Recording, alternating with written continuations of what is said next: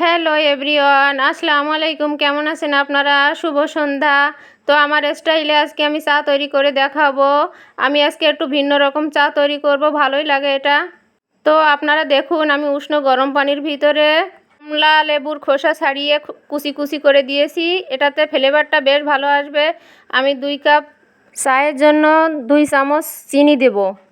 এই পানিটা এখন আমি একটু নাড়াচাড়া করে দিব।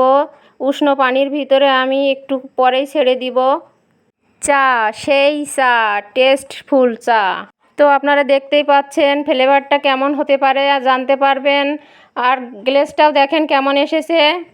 চাটা আমার হয়ে গেছে, আমি ঢাকনা দিয়ে ঢেকে দিয়েছি। ঢাকনা দেওয়ার কারণে চাটা আমার নতুন করে ছাঁকা লাগবে না। দেখুন, তো কাপে আমি চাগুলো ঢেলে নিচ্ছি। গ্লাসটা দেখেন কত সুন্দর হয়েছে।